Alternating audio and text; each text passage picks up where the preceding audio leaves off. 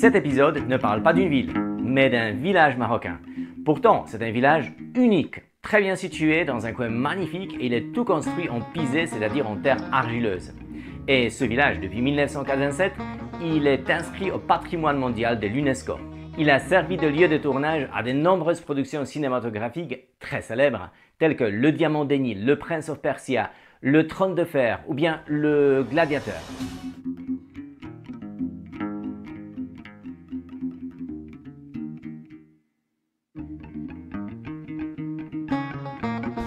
Voilà l'entrée principale du village de Aït Ben Haddou.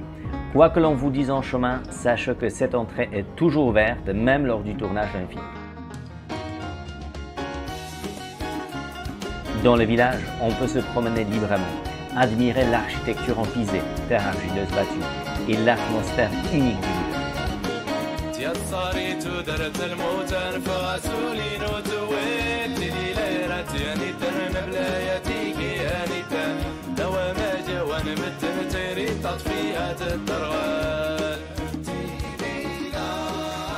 Aït Ben Haddou est un site célèbre et attrayant, souvent visité par les touristes voyageant au Maroc. Le village existe depuis au moins le XVIe siècle. Il est ancien mais bien conservé. Ce fabuleux village, magnifiquement situé, fait partie des monuments de l'UNESCO depuis 1987.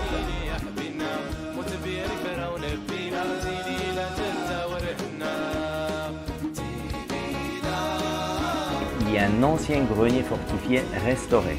Dans le passé, il servait d'entrepôt pour les marchandises des habitants et de dernier point de résistance en cas d'attaque ennemie. Du sommet, il y a une excellente vue sur le village et ses environs.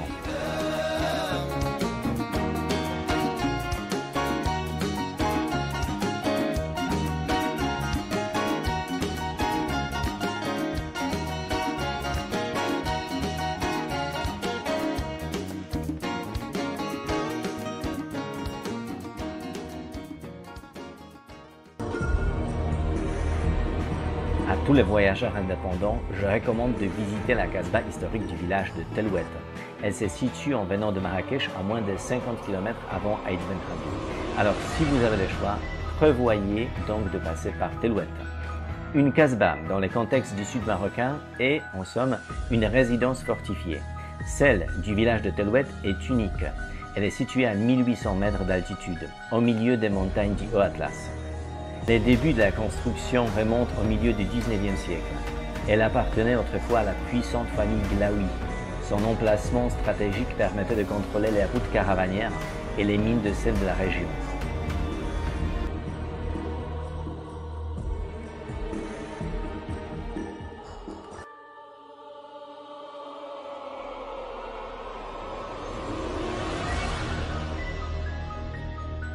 De l'extérieur, elle paraît puissante et austère.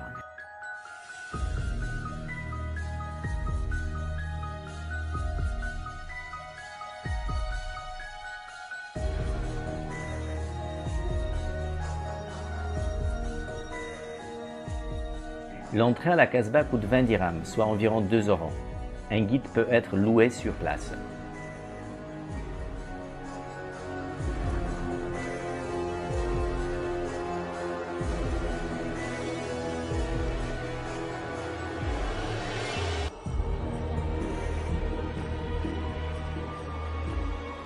À l'intérieur, elle impressionne par sa somptueuse décoration faite de mosaïques, de stucs de plâtre, de bois de cèdre et de marbre.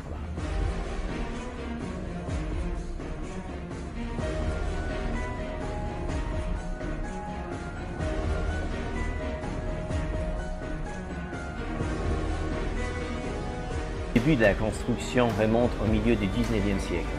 Elle appartenait autrefois à la puissante famille Glaoui.